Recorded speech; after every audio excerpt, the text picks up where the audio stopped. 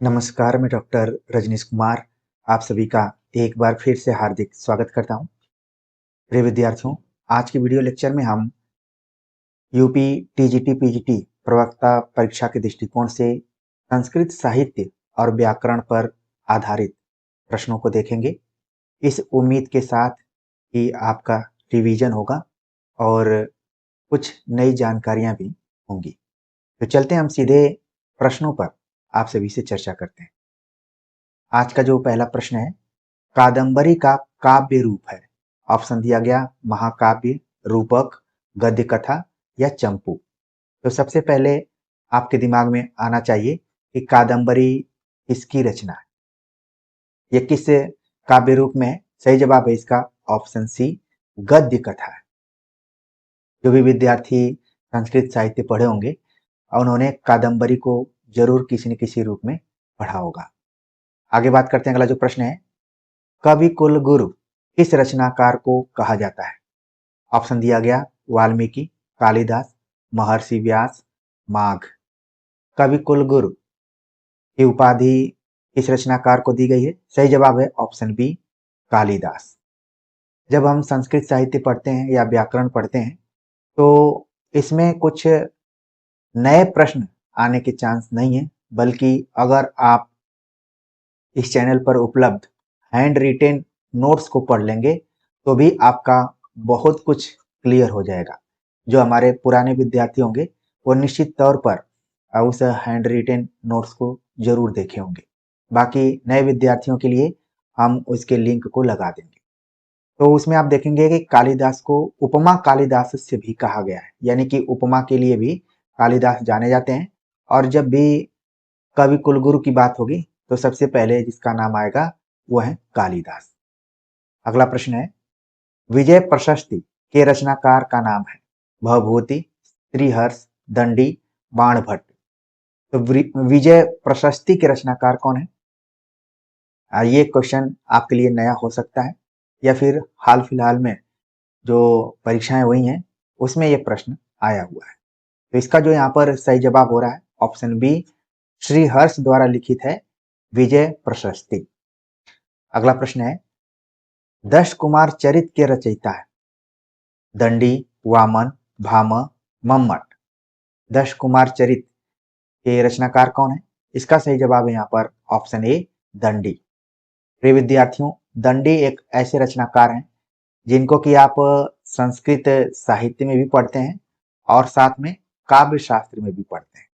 ठीक है, जब भी गुण की बात की जाती है, चाहे दोष की बात की जाए, चाहे खासतौर से अलंकार की बात की जाए, तो वहां पर दंडी का नाम आता है। अगला प्रश्न है, गवाक्षर शब्द का संधि विच्छेद है। गवा धन अक्ष, गव धन अक्ष, गे धन अक्ष, गो धन अक्ष। तो यहाँ पर गवाक्ष शब्द का जो सही संधि विच्छेद है ऑप्शन डी है, गो धन अक्ष। क्या हो गया, गवाक्ष हो गया। आप सभी के लिए होमवर्क है या फिर अपने दिमाग पर थोड़ा सा जोर देने के लिए कि आखिरकार इसमें कौन सी संधि होगी। ठीक है, अगर साथ साथ आप ये भी दिमाग में रखें तो ज्यादा बेहतर होगा। अगला प्रश्न है, निम्नलिखित रचनाओं को उनके रचनाकार के साथ सुमेलित कीजिए या फिर सही कूट का चयन करना है। यहाँ पर एक तरफ रचनाएं है, दूसरी तरफ रचनाकार है। हर्षचरितम, ऋतु संहार, शिशुपाल वधम, नैषधि चरितम। तो जैसे ही हमने रचनाओं का नाम लिया आपके दिमाग में उनके रचनाकार जरूर आ रहे होंगे। हर्षचरितम के जो रचनाकार हैं वो कौन है, बाणभट्ट। शिशुपाल वधम, माघ। ऋतु संहार, कालिदास। और नैषधि चरितम, श्रीहर्ष। तो इस तरीके से जो कूट यहाँ पर बन रहा है ऑप्शन सी इसका सही जवाब होगा। अगर आप मिलान करेंगे तो सही जवाब क्या हो जाएगा, सी हो जाएगा। इसमें कुछ रचनाएं हैं जो कि सर्गों में विभाजित है और कुछ खंडों में है, तो इनकी विषय वस्तु के दृष्टिकोण से भी इनको आप देख सकते हैं। बाकी जब आप हैंड रिटेन नोट्स आप पढ़ेंगे और उसको हमने वीडियो फॉर्मेट में इस चैनल पर अपलोड किया हुआ है तो आप देखेंगे तो आपको लगेगा कि हाँ, बहुत सारी जानकारियां एक बैठक में आप हासिल कर सकते हैं। अगला प्रश्न है, कार्तिकेय के जन्म से संबंधित रचना का नाम है। विक्रमोर्वशीयम, कुमार संभवम, रघुवंशम, ऋतुसंहारम। यानी कि कार्तिकेय के जन्म से संबंधित कौन सी रचना है। तो जितनी भी रचनाएं दी गई हैं सभी रचनाएं किसकी हैं, कालिदास द्वारा लिखित है। तो कार्तिकेय का संबंध किस रचना से है इसको हमें बताना है। सही जवाब हो गया ऑप्शन बी, कुमार संभवम। इसमें पार्वती जी के सौंदर्य का भी वर्णन है और ये जो महाकाव्य है लगभग सभी महाविद्यालयों या फिर विश्वविद्यालयों के पाठ्यक्रम में लगा हुआ है।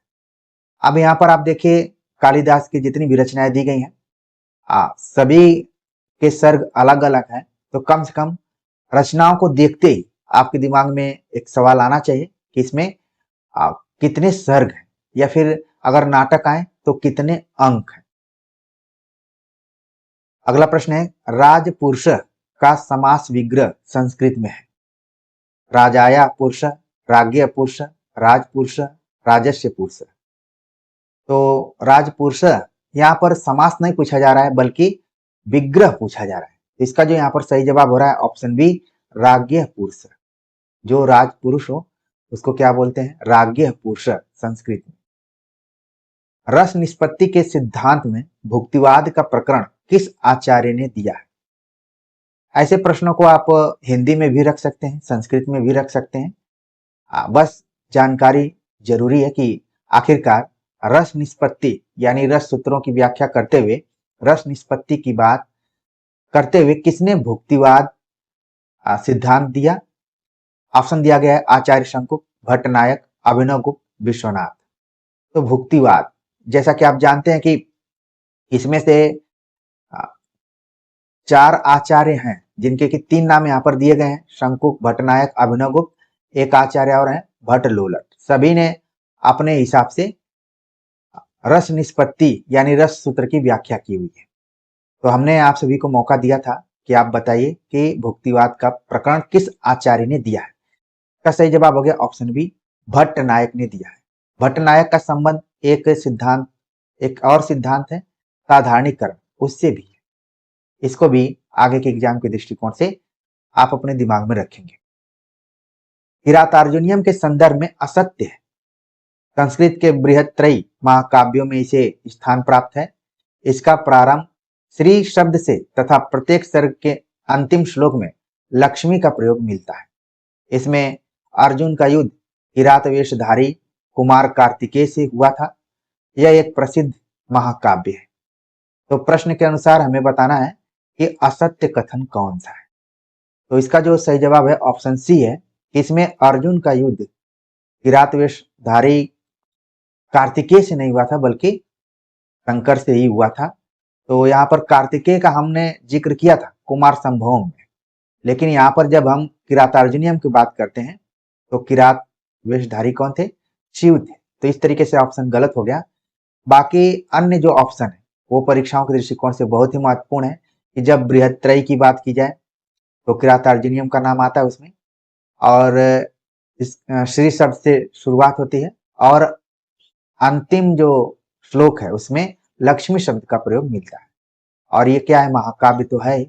इसमें कुल कितने सर्ग हैं ये भी आपके दिमाग में आना चाहिए।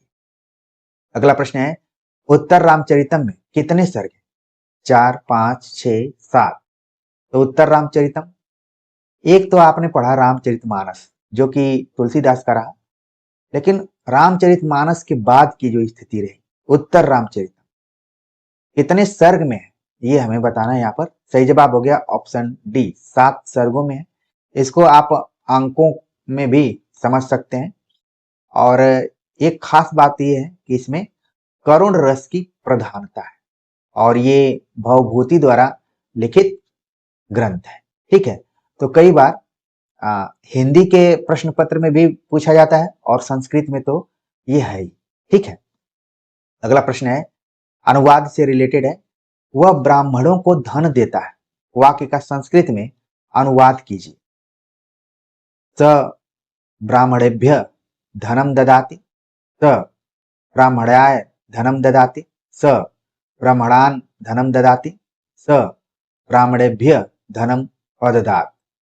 तो ब्राह्मणों को धन देता है, इसका संस्कृत में क्या अनुवाद होगा? तो इसका जो सही जवाब हो रहा है ऑप्शन ए हो रहा है, स ब्राह्मणेभ्य धनम ददाति, यानी कि वह ब्राह्मणों को, यहाँ पर बहुवचन है तो उसी हिसाब से रूप भी चला है।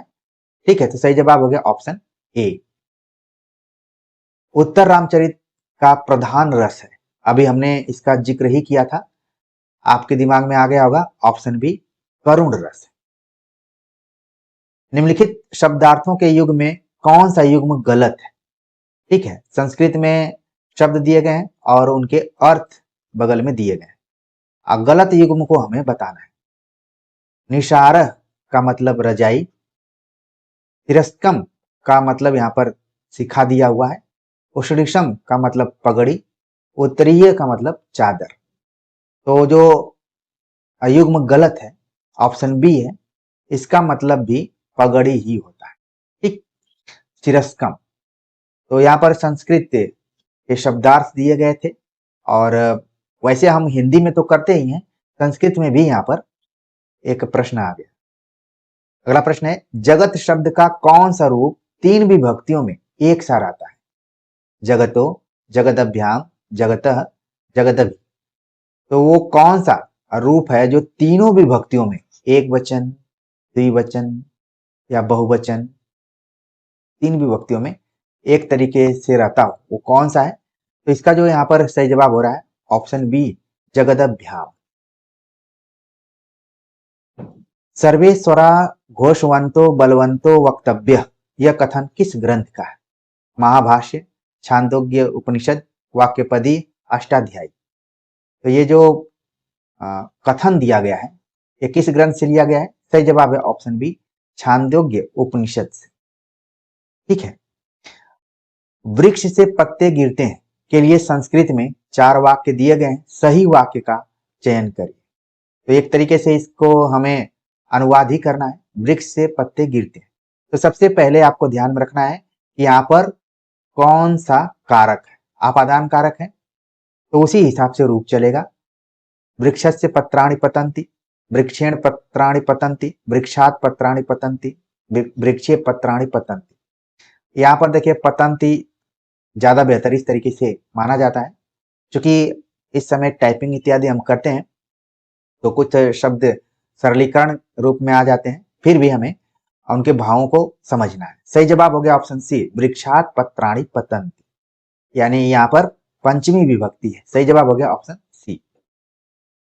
किस कवि की वाणी को नारिकेल फल के समान माना जाता है? घट करपर, भर्तृहरि, कालिदास, भारवी। तो नारिकेल फल के समान किसकी वाणी को माना जाता है? तो यहाँ पर इसका जो सही जवाब हो रहा है ऑप्शन डी हो रहा है, भारवी के बारे में बात कही गई कि इनकी वाणी नारिकेल फल के समान है। भगवान राम के जीवन से संबंधित नाटक है मालती माधव, महावीर चरित, स्वप्न वासव दत्ता, उपरोक्त में से कोई नहीं। तो आप देख रहे हैं यहाँ पर जितने भी नाटक दिए गए हैं खास कवि द्वारा लिखित नाटक हैं, अब राम के जीवन पर आधारित है। सही जवाब है ऑप्शन बी महावीर चरित। ठीक है, एक तरीके से आप देखें तो ये भास द्वारा लिखित सभी नाटक है। स्पर्श धातु के लंग लकार के मध्यम पुरुष में दिए रूपों में गलत कौन है? तो 4 ऑप्शन दिए गए, उसमें से हमें गलत बताना है कि कौन सा ऑप्शन है। अस्पृश्य, अस्पृश्यताम, अस्पृश्यतम, अपृश्यत, अस्पृश्यत। तो स्पर्श धातु आप एग्जाम से पहले जरूर एक बार सभी लकारों को ध्यान में रख कर जाएं। यहाँ पर लंग लकार पूछा गया है, तो इसका जो यहाँ पर सही जवाब हो रहा है ऑप्शन बी हो रहा है कि अस्पृश्यताम जो दिया गया है ये स्पर्श धातु के लंग लकार के मध्यम पुरुष में दिए गए रूपों में गलत है, बाकी जितने भी हैं वो क्या है, सही है। अस्मद शब्द के पंचमी विभक्ति में दिए हुए रूपों में गलत कौन सा है? तो अस्मद है, युष्मद है, ये सभी एग्जाम में घूम फिर कर पूछे जाते हैं। पंचमी विभक्ति के अनुसार कौन से रूप यहाँ पर गलत है उसे हमें बताना है। मत, आवाभ्याम, अस्मत्, अस्मभ्यम। ठीक है, तो इसका जो यहाँ पर सही जवाब हो रहा है ऑप्शन डी हो रहा है, अस्मभ्यम गलत है, बाकी मत, अवाभ्याम, अस्मत्, ये तीनों रूप क्या है यहाँ पर सही है। स्वस्त्री शब्द के चतुर्थी विभक्ति में दिए हुए रूपों में गलत कौन सा है? स्वस्त्रे, स्वसु, स्वस्त्रिभ्याम, स्वस्त्रिभ्य। तो चतुर्थी विभक्ति के अनुसार कौन सा रूप गलत है हमें बताना है। तो इसका जो सही जवाब है ऑप्शन बी जो है वो गलत है। बाकी जो तीनों ऑप्शन दिए गए ये स्वस्त्री शब्द रूप के हिसाब से जो भी रूप चल रहे हैं उसमें चतुर्थी विभक्ति में सही है। रघुवंश महाकाव्य में सर्ग है। रघुवंश महाकाव्य आपके दिमाग में आ गया होगा कि इसके रचयिता कौन है। इसमें सर्ग कितने हैं? ऑप्शन दिया गया 18, 19, 20, 21। तो रघुवंश महाकाव्य में सर्गों की संख्या कितनी है? सही जवाब हो गया ऑप्शन बी 19 है। इसी तरीके से कुमार संभोम का भी आपको ध्यान में रखना है, शिशुपाल बधम का ध्यान रखना है, किरातार्जुनियम का ध्यान रखना है। जितना आप ध्यान रखेंगे उतना आपकी तैयारी में आपका कॉन्फिडेंस बढ़ेगा। प्रारंभयते न खलु विघ्न भयेन निश्चय में कर्ता कौन है? चूंकि संस्कृत में जिस तरीके से हिंदी या फिर अंग्रेजी का नियम है, संस्कृत में उस तरीके का नियम नहीं है। कर्ता, कर्म, क्रिया इधर उधर भी हो सकता है। तो इसी आधार पर पूछा गया कि इसमें कर्ता कौन है इस वाक्य में।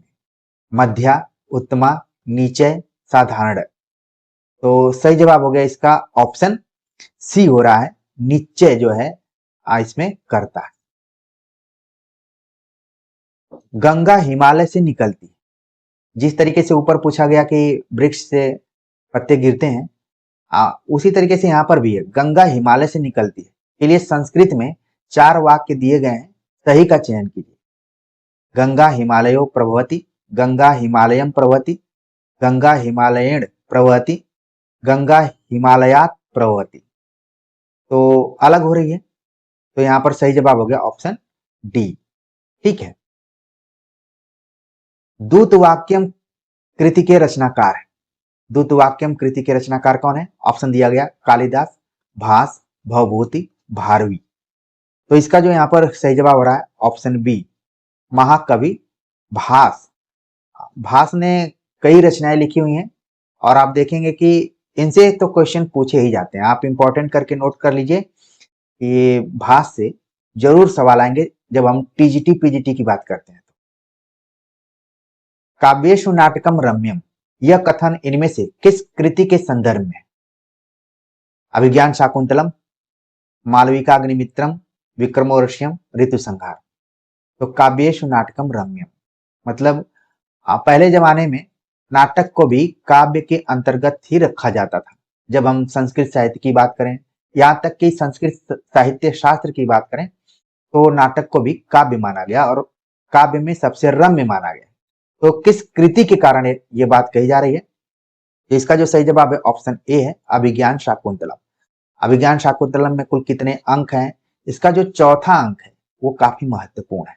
जैसे हम सभी हिंदी की रचनाओं को पढ़ते हैं, तो जैसे साकेत पढ़ते हैं तो उसमें हम बताते हैं कि नवा सर्ग इसका इंपॉर्टेंट। उसी तरीके से अभिज्ञान शाकुंतलम का चौथा अंक बहुत ही महत्वपूर्ण है। यहाँ पर सुमेलित आधारित प्रश्न है, एक तरफ रचनाकार, दूसरी तरफ कृतियां हैं। साहित्य दर्पण, चंद्रालोक, काव्य प्रकाश, काव्यादर्श। तो हमें मिलान करना है। ठीक है, तो सबसे पहले जो आता है उसको हम मिला लेते हैं। साहित्य दर्पण विश्वनाथ, चंद्रालोक जयदेव, दंडी काव्यादर्श और मम्मट काव्य प्रकाश। तो यहाँ पर जब हम मिलान करेंगे तो इसका जो सही जवाब होगा ऑप्शन सी होगा। ठीक है, हम सही आंसर तो देख लिए, लेकिन यहाँ पर एक चीज ध्यान में रखना है कि चंद्रालोक ग्रंथ का रीतिकालीन कवियों पर काफी प्रभाव पड़ा है। इसमें से एक ऐसा ग्रंथ है जिसपे कुछ ज्यादा ही प्रभाव पड़ा हुआ है। आप सभी अगर आचार्य रामचंद्र शुक्ल वस्तुनिष्ठ संकलन पढ़ रहे होंगे तो उसमें जरूर एक क्वेश्चन दिखाई पड़ेगा कि चंद्रालोक का प्रभाव रीतिकालीन किस ग्रंथ पर ज्यादा पड़ा हुआ है। अगर कोई विद्यार्थी कमेंट करना चाहे तो जरूर स्वागत रहेगा उनका, और अच्छा भी लगेगा कि आप सभी न सिर्फ बातों को मानते हैं बल्कि एकदम हूबहू उसका पालन करते हैं। अक्षरशः आपको लगता है कि कोई व्यक्ति बता रहा है तो आपके भले के लिए और भविष्य के लिए ही बता रहा होगा। तो चंद्रालोक वाला आंसर हम प्रतीक्षा करेंगे, देखेंगे कि कौन बताता है। अगला प्रश्न है, महाकवि कालिदास द्वारा रचित कुमार संभव में किस रस की प्रमुखता है? अभी देखिए यहाँ पर सर्गों की संख्या नहीं पूछा गया बल्कि रस पूछ लिया गया। ऑप्शन दिया गया वीर, रौद्र, करुण, श्रृंगार। कुमार संभव में जैसा कि हमने बताया कि पार्वती के सौंदर्य का वर्णन किया गया। सही जवाब हो गया ऑप्शन डी, श्रृंगार। सुमेलित करने के लिए एक तरफ शब्द रूप है, दूसरे तरफ विभक्ति है। आत्मनि, सर्वस्मय, इस्मत, अस्माभि। अब इसे हमें सुमेलित करना है, ठीक है। तो सुमेलित करेंगे, ठीक। तो इसको हम देखते हैं। आत्मनि सप्तमी एक वचन, ठीक। इसके बाद जो सर्वस्मय चतुर्थी एक वचन, फिर युष्मत पंचमी बहुवचन, अस्माभि तृतीया बहुवचन। तो इस तरीके से जो इसका रूप बन रहा है यहाँ पर, ऑप्शन बी इसका सही जवाब है, ठीक है। एक चीज हमें देखना है, जब हम हिंदी की बात कर रहे थे पिछले प्रैक्टिस सेट में, तो देखा कि जब भी क्वेश्चन पेपर बन रहा है सुमेलित में डी ऑप्शन सही हो रहा है। मतलब ये मंत्र हर एग्जाम के लिए नहीं है। अभी जो हमने देखा ज्यादातर सुमेलित में अंतिम का अंतिम से ही मिलन हो रहा है। अगर आपने गौर किया होगा तो कई बार जब हम एग्जाम में बैठते हैं तो कुछ सुमेलित वाले क्वेश्चंस की सेटिंग होती है। ज्यादातर वही ऑप्शन या फिर उसी तरीके के पैटर्न पर सवाल पूछे जाते हैं। तो आप एग्जाम में जाइए, जो आता है उसको तो सही कीजिए, जो नहीं आता है तो इन पैटर्नों को भी थोड़ा सा फॉलो कीजिए। हमारी कोशिश क्या है कि आपका 2-4 क्वेश्चन ज्यादा सही हो, ठीक। अगला प्रश्न है, निम्नलिखित में से किस शब्द में पंचमी तत्पुरुष समास है? देशितम, स्वर्गपतितः, ग्रामगतः, वाक्पटु। तो पंचमी तत्पुरुष की बात यहाँ पर की गई है, यानी कि कारक की जानकारी होगी तो आप आराम से इसको बता देंगे। सही जवाब हो गया ऑप्शन बी, स्वर्गपतित, स्वर्ग से पतित या गिरा हुआ। देश हितम में देखेंगे आप तो इसमें संप्रदान है, ठीक, यानी चतुर्थी आप देख लेंगे, इसमें पंचमी हो ही गया। ग्रामगत, ग्रामगत में गांव को जाने वाला, इसमें कर्म हो गया। वाक्पटु, वाणी से, तो यहाँ पर अधिकरण हो गया। इस एंगल से भी आप तैयारी करके जरूर जाएं, खासतौर से कारक वाले पोर्शन को जरूर ध्यान में रखें। अन्वय शब्द का संधि विच्छेद होगा। अलग अलग संधि विच्छेद यहाँ पर दिए गए हैं। सही जवाब हो जाएगा इसका, सही जवाब है इसका ऑप्शन सी, अनुअय, ठीक। तो यहाँ पर आपके दिमाग में आना चाहिए कि कौन सी संधि हो रही है और किस लक्षण की वजह से अनु और अय मिलकर अन्वय वह यहाँ पर हो जाएगा, ठीक। निम्नलिखित में से किस शब्द में तद्धित प्रत्यय का प्रयोग हुआ है? बहुत ही इंपॉर्टेंट एक क्वेश्चन है, कई बार कृदंत, तद्धित प्रत्यय इत्यादि पूछे जाते रहे। तो कौन सा ऐसा शब्द है जिसमें तद्धित प्रत्यय का प्रयोग किया गया?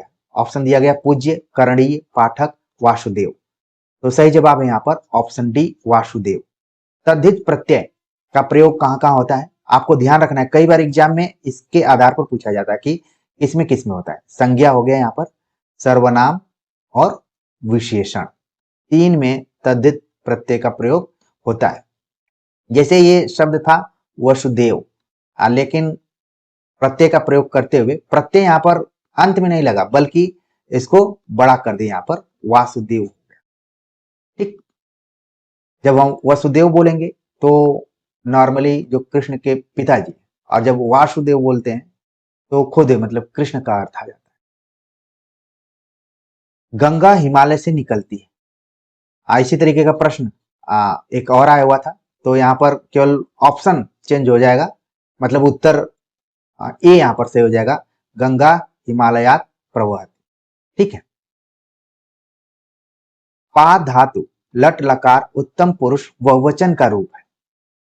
पा मतलब पीने से यहाँ पर है, तो लट लकार में उत्तम पुरुष बहुवचन का रूप यहाँ पर देखना है। पिबंती, पिबथ, पिबथ, पिबाम।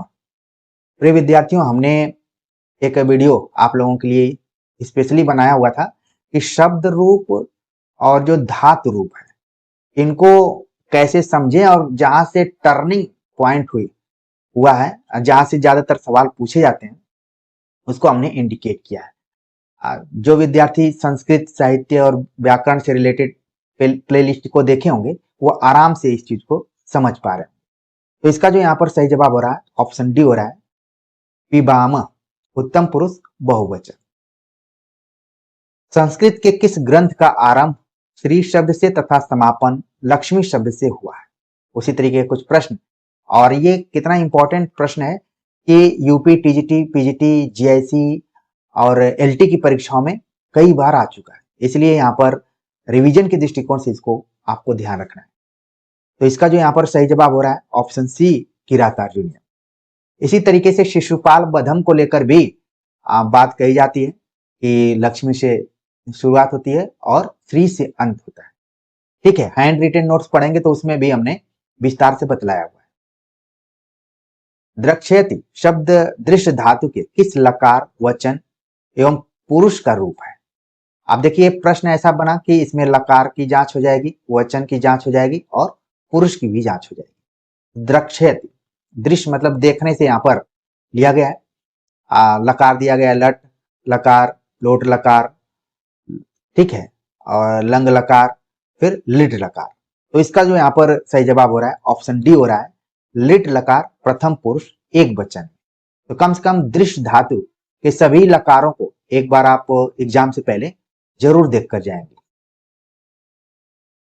गुरवे शब्द का सही संधि विच्छेद होगा?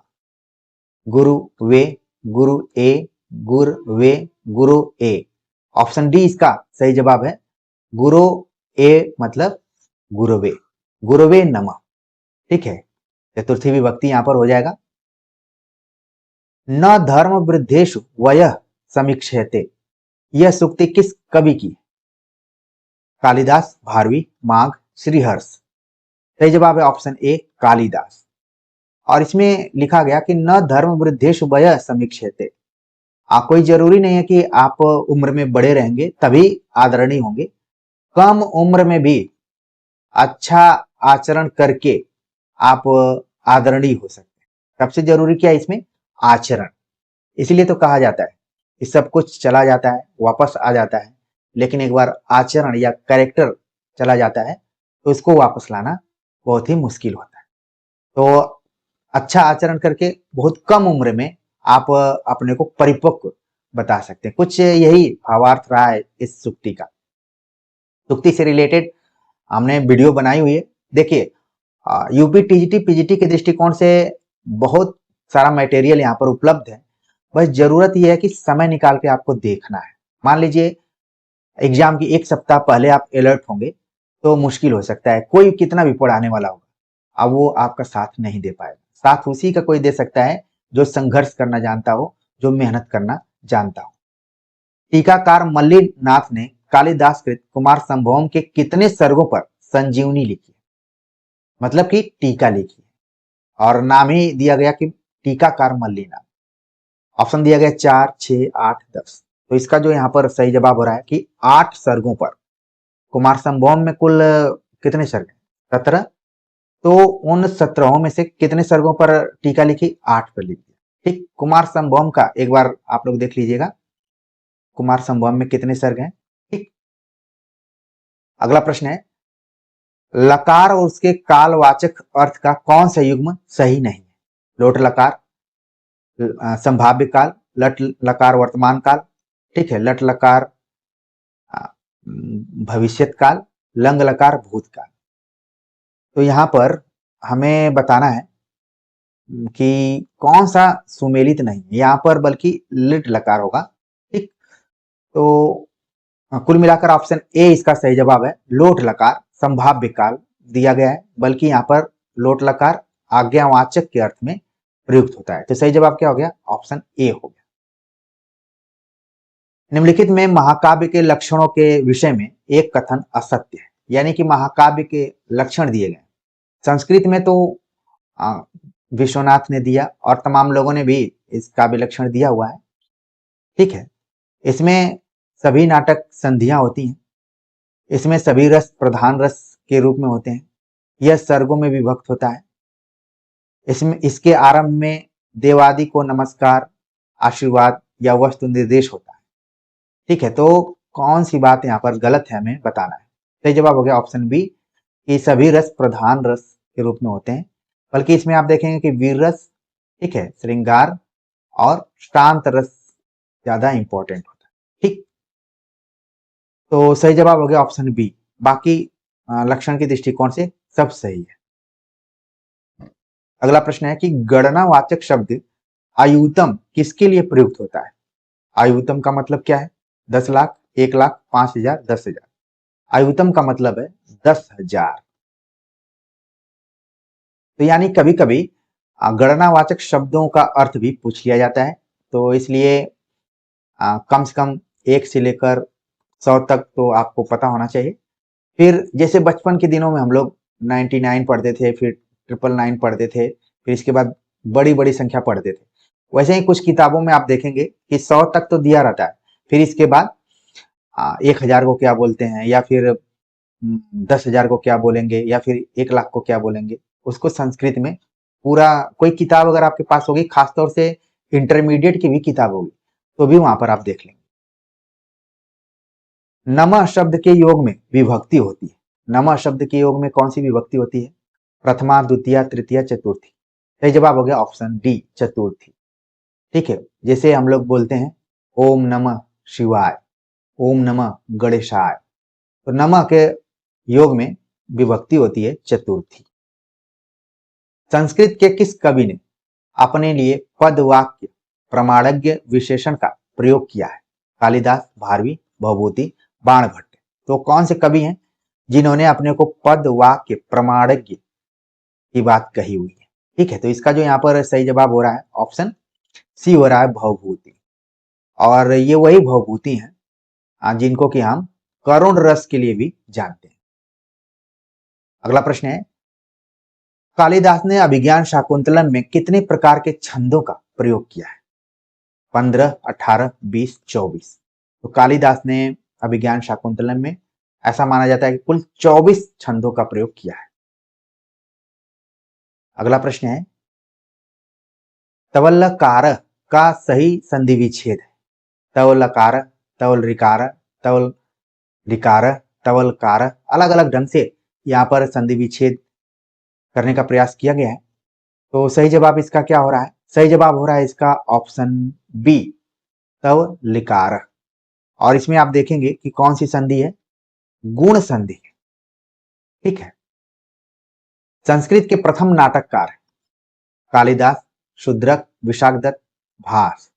तो संस्कृत के प्रथम नाटककार की बात यहाँ पर की गई है। सही जवाब हो गया ऑप्शन डी, भास। भास जो है वो कालिदास के भी पूर्ववर्ती हैं। हालांकि कवि कुलगुरु कालिदास को कहा गया, लेकिन भास उनसे भी पहले के, ठीक है। पितृ शब्द के सप्तमी विभक्ति के तीनों वचनों के रूप हैं क्रमशः। अब यहाँ पर ध्यान रखना है, एग्जाम से पहले पितृ शब्द के सभी रूपों को ध्यान में रखें, राजा शब्द के रूपों को ध्यान में रखें जी, अस्मद, युष्मद, कम से कम जो सिलेबस में लगे हुए हैं शब्द रूप या धातु रूप, उनको जरूर एक बार आप देख कर जाएं। हमने आप सभी को पढ़ाया हुआ है, चूंकि हमारा प्रयास होता है कि कोई वीडियो नई पुरानी नहीं होती है, अब बस आपकी समझ को बढ़ाए तो वो ज्यादा प्रासंगिक होगी, ज्यादा सार्थक होगी। तो नए पुराने का भेद छोड़कर आप उन वीडियोज को जरूर देखिए। अभी आपने दिमाग लगाना शुरू कर दिया होगा कि पितृ शब्द के सप्तमी विभक्ति के तीनों वचनों के रूप क्या है, ठीक। तो इसका जो यहाँ पर सही जवाब हो रहा है ऑप्शन बी हो रहा है, पितरि, पित्रो, पितृषु, ठीक है। तो यही इसका सही जवाब है। युष्मत शब्द के चतुर्थी विभक्ति एक वचन के रूप है। तो युष्मत शब्द के चतुर्थी विभक्ति के एक वचन के रूप को हमें बताना है। तुभ्यम तथा तव, तुभ्यम तथा ते, तुभ्यम तथा तव, त्वया तथा त्वाम। तो युष्मद शब्द के चतुर्थी विभक्ति एक वचन के रूप को हमें बताना है। तो इसका जो सही जवाब हो रहा है ऑप्शन बी, तुभ्यम तथा ते। तो चतुर्थी विभक्ति यानी कि प्रथमा से लेके आपको सप्तमी तक रूपों को ध्यान में रखना पड़ेगा, समझना पड़ेगा, तभी आप इस तरीके के शब्दों को भी आप पकड़ पाएंगे। निम्नलिखित में से माघ द्वारा रचित कृति है? बुद्धिचरितम, स्वप्नवासोदत्तम, रघुवंशम, शिशुपाल वधम। तो माघ द्वारा विरचित कृति कौन है? सही जवाब हो गया ऑप्शन डी, शिशुपाल वधम। ठीक है, और बाकी आप देखेंगे कि अश्वघोष का है ये बुद्धिचरितम, और माना जाता है कि अश्वघोष संस्कृत में पहले दलित साहित्यकार है। जब हम हिंदी दलित साहित्यकारों की बात करते हैं तो तमाम लोग आ जाते हैं, जिसमें हीरा डोम का नाम लिया जाता है सबसे पहले, और उसके पहले रैदास का नाम ले लिया जाता है। लेकिन अगर हम संस्कृत के दृष्टिकोण से देखें तो अश्वघोष का नाम आता है। स्वप्नवासोदत्तम भास, रघुवंशम कालिदास। ठीक है, और बाकी जिसका उत्तर सही था वो ऑप्शन डी है। नमः स्वस्ति स्वाहा स्वधा के योग में प्रयुक्त होती है। इसके पहले आपने देखा कि एक प्रश्न पूछा गया केवल नमः को लेकर, लेकिन आगे बता दिया गया कि चाहे नमः हो, स्वस्ति, स्वाहा, स्वधा के योग में कौन सी विभक्ति प्रयुक्त होती है? सही जवाब हो गया ऑप्शन बी, चतुर्थी विभक्ति। निम्नलिखित में से कौन सी रचना श्री हर्ष की नहीं? शिशुपाल वधम, आरणव वर्णन, हिंद प्रशस्ति, नवसाहस कांचरित चंपू। तो एक तो आपने देखा एक यहाँ पर विजय प्रशस्ति भी था जो श्रीहर्ष का, और हिंद प्रशस्ति है। कौन नहीं है? सही जवाब हो गया ऑप्शन ए, शिशुपाल वधम। अभी हमने ऊपर बताया कि वो माघ का। गांव के दोनों ओर रास्ते हैं का संस्कृत में सही अनुवाद होगा। गांव के दोनों ओर रास्ते हैं, एक और रास्ता चारों तरफ नहीं बल्कि गांव के दोनों ओर रास्ते हैं, ये गांव है। तो कैसे बताना है? ग्रामस्य परितः मार्गाणि सन्ति, ग्रामम उभयतः मार्गोस्तः, ग्रामम उभयतः मार्गः सन्ति, ग्रामस्य उभयतः मार्गो अस्तः। तो इसमें हमें सही जवाब इसका बताना है। सही जवाब हो गया ऑप्शन बी, ग्रामम उभयतः मार्गो अस्तः, यानी कि गांव के दोनों ओर रास्ते हैं। ठीक, कालिदास की किस रचना को दूत काव्य माना जाता है? एक तो आपने देखा दूत काव्यम कोई और लिखा हुआ है, लेकिन यहाँ पर कालिदास की एक रचना जिसको कि दूत काव्य कहा जाता है, और उसमें दूत शब्द लगा हुआ है। ऑप्शन अगर नहीं भी पढ़ा जाए तो भी आप बता देंगे मेघदूतम, जिसमें यक्ष यक्षिणी इत्यादि को विषय वस्तु बनाया गया है, तो मेघदूतम है। निम्नलिखित में से कौन सा संस्कृत वाक्य कारक प्रयोग की दृष्टि से अशुद्ध है? एक संस्कृत वाक्य दिया गया और कारक की दृष्टि से उसे हमें बताना है कि वो गलत है। सीता रावणम अकुप्यत, धनम परिस्मेण भवति, मह्यम पुस्तकम देहि, रामम स्वाग्रजम अतिशेते। तो कारक के दृष्टिकोण से जो इसमें अशुद्ध है वो है ऑप्शन ए। यहाँ पर रावणम के स्थान पे रावणाय शब्द होना चाहिए। ठीक, तो ये सही हो जाता। तो इस तरीके से सही जवाब हो गया ऑप्शन ए। गम धातु का विधिलिंग प्रथम पुरुष एक वचन में सही रूप है। गम धातु विधिलिंग जो चाहिए के अर्थ में प्रयुक्त होता है कई बार, तो प्रथम पुरुष एक वचन में हमें बताना है। ठीक, गच्छेत, गच्छेत, गच्छतु, गच्छताम, अलग अलग तरीके से लिखा हुआ है। तो इसका जो सही जवाब हो गया ऑप्शन बी, गच्छेत। ठीक, प्रथम पुरुष एक वचन में इसका सही रूप है। कालिदास के नाटकों में स्त्रियों तथा निम्न श्रेणी के पात्र किस भाषा में बोलते हैं? संस्कृत, प्राकृत, संस्कृत मिश्रित प्राकृत, अशुद्ध संस्कृत। तो कालिदास के नाटकों में जो स्त्रियां हैं, चाहे स्त्रियां हैं और निम्न श्रेणी के, वो संस्कृत न बोलकर प्राकृत का प्रयोग करते हैं। सही जवाब हो गया ऑप्शन बी। निम्नलिखित में से कौन सी एक रचना भवभूति की? उत्तर रामचरितम, कादंबरी, किरातार्जुनीयम, नैषधीचरितम। तो लगभग विकल्प में जितनी भी रचनाएं दी गई आपके लिए रिवीजन के तौर पर होंगी। भवभूति की रचना कौन सी है हमें बताना है। और बहुभूति एक ही रचना के लिए ज्यादा जाने जाते हैं, वो है उत्तर रामचरित। सही जवाब हो गया ऑप्शन ए। मधु शब्द का पंचमी विभक्ति एक वचन में रूप होता है। मधु शब्द, मधुने, मधुना, मधो, मधुन।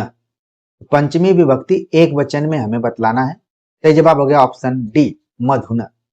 और बाकी इसके रूप क्या चलते हैं? मधु, मधुभ्याम, ठीक, मधुभ्य। इस तरीके से ये पूरा रूप है पंचमी विभक्ति का। ठीक, तो आज के प्रैक्टिस सेट में हमने कुल 60 प्रश्नों को लिया और आप देखेंगे कि ये प्रश्न बहुत उस तरीके से हाई लेवल के नहीं थे, लेकिन ट्रिकी थे। क्योंकि इसी पैटर्न पर आप यूपी टीजीटी पीजीटी के प्रश्न पत्रों को देख लेंगे, इसी पैटर्न पर आप देखेंगे यूपी एलटी जीआईसी के प्रश्न पत्र को भी देखेंगे।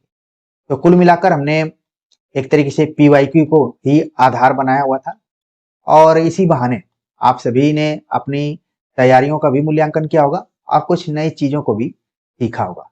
तो आज के प्रैक्टिस सेट को लेकर आप सभी के कमेंट का हमें इंतजार रहेगा। मिलते हैं एक नए टॉपिक के साथ, तब तक के लिए नमस्कार।